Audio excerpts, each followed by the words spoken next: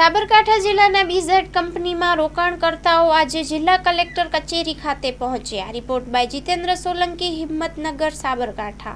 હું એટલું જ કહેવા માંગીશ કે હું પણ ઘણા ટાઈમથી રોકાણ કરેલું હતું અને મારા પૈસા રેગ્યુલર દર મહિનાની 5 તારીખે મળી જ જતા હતા અને 5 તારીખની 4 થતી હતી પણ કદી 5ની 6 નથી થઈ આજ સુધી।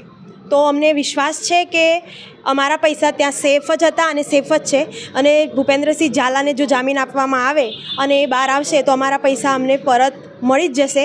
અને એટલા માટે હું સરકારને વિનંતી કરું છું કે જેમ બને એમ જલ્દી ભૂપેન્દ્રસિંહ ઝાલાને જામીન આપવામાં આવે અને આ બધા જ રોકાણકારોનું હિત એમાં જ છે। તો તમે જો રોકાણકારોના હિતમાં જ બધો નિર્ણય લેવા માગતા હોય તો ભૂપેન્દ્રસિંહ ઝાલાને જામીન જેમ બને એમ ઝડપથી આપો, કેમ કે અમે તો એની જ રાહ જોઈ રહ્યા છીએ। કેમ કે આટલા ટાઈમથી મારા સાથે સાથે બીજા ઘણા રોકાણકારો હશે કે જેમને એમના દ્વારા એમના પૈસા રોકેલા હતા જ્યાં ત્યાં ભૂપેન્દ્રસિંહ ઝાલા પાસે, તો એમનાથી એમનું ઘર ઘણું ચાલતું હતું એવું છે। તો ઘણા લોકોના એવા મેસેજીસ કે બધા જોયા છે કે બધાને બહુ તકલીફ પડી રહી છે, તો એ લોકોના હિતમાં સરકાર કંઈક નિર્ણય કરે અને ભૂપેન્દ્રસિંહ ઝાલાને જેમ બને એમ જલ્દી જામીન આપે તો બધાના પૈસા જેમ બને એમ જલ્દી પાછા મળી શકે એમ છે। તો પ્લીઝ એમને જામીન આપો અને બધાનું રોકાણકારોનું હિત તમે જો ઈચ્છતા હોય તો રોકાણકારો માટે કરીને એમને પ્લીઝ જામીન આપો। તૃપ્તિ પુરોહિત। આ જે રોકાણકારો આજે એમનું જે એમના અંદર જે હૃદયની ઉમળકોષક જે આજે લોકો એટલા બધા ત્રાહિમામ થઈ ગયા છે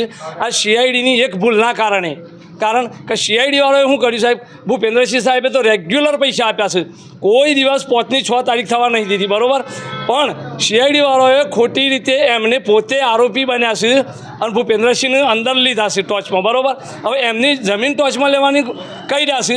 આજે 2013ની અંદર PACL કંપનીના ઉપર FIR થઈ, એના પૈસા હજુ નહીં આવ્યા અને એની જમીન જપ્ત કરવાનું કંઈ પૈસા નહીં આપ્યા। તો આ ભૂપેન્દ્રસિંહની જમીન ટોચમાં લઈને પૈસા કઈ રીતે આપશે? આપવાના હોય તો PACLના પૈસા નહીં આપ્યા, સહારા નહીં આપ્યા, તો આ ભૂપેન્દ્રસિંહના બીજેડના પૈસા ક્યાંથી આપશે?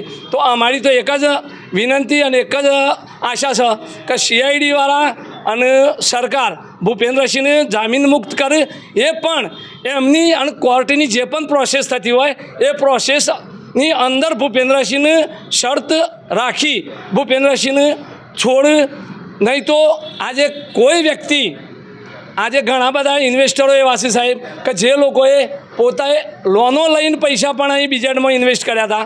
આજે એ લોકોની દશા શું થઈ છે કે સાહેબ એવા વ્યક્તિઓ કે જે લોકો બિચારા આજે ગળા ફાંસો ખાઈ આત્મહત્યા કરી એવી પરિસ્થિતિમાં છે।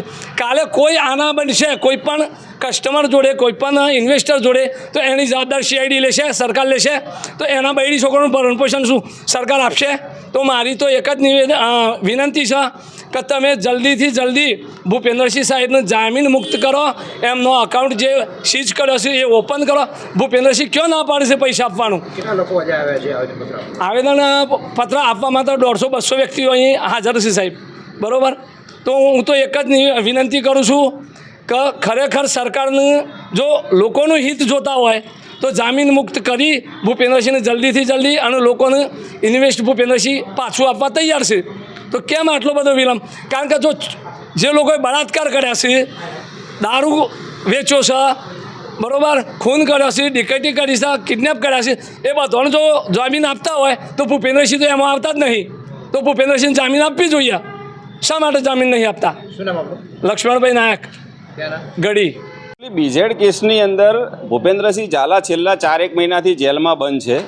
એમના એડવોકેટ દ્વારા 2 થી 3 વખત નામદાર કોર્ટ સમક્ષ એવું કહેવામાં આવ્યું છે કે ભાઈ અમે જો અમારા એકાઉન્ટ ફ્રીઝ કરેલા છે એ અનફ્રીઝ કરવામાં આવે ને અમને જામીન આપવામાં આવે તો અમે રોકાણકારોના પૈસા ચૂકવી દેવા માટે તૈયાર છીએ। એટલે અમારી સરકાર પાસે એટલી જ માગણી છે કે જે વ્યક્તિ પૈસા આપી દેવા માટે તૈયાર છે તો એ વ્યક્તિને જેલમાં પૂરી કેમ રાખ્યો છે? બીજું, હમણાં સરકારે એમની પ્રોપર્ટી સીઝ કરવાની પ્રક્રિયા શરૂ કરી છે, એની સાથે પણ અમને વાંધો નથી। સરકાર જે ટેકનિકલ કારણોસર આગળ વધે એમાં અમને કોઈ વાંધો નથી, પણ સીઝ કર્યા પછી રોકાણકારોના પૈસા કેટલા સમયમાં આવશે એની પણ કોઈ જાહેરાત કરવામાં આવી નથી। ને સૌથી વિશેષ એ છે કે જે વ્યક્તિ પૈસા આપવા તૈયાર ન હોય અને ભાગેડું હોય કે ભાઈ પૈસા આપ્યા વગર ભાગી જાય તો એની પ્રોપર્ટી સીઝ કરો, બરાબર છે। આ વ્યક્તિ જેલમાં બેઠા બેઠા એમ કહે છે હું તમામના પૈસા ચૂકવી દેવા માટે તૈયાર છું, તો એની પ્રોપર્ટી સીઝિંગની પ્રક્રિયા કરીને રોકાણકારોને બીજા 5-10 વર્ષ માટે રાહ જોડાવાની શું જરૂર છે?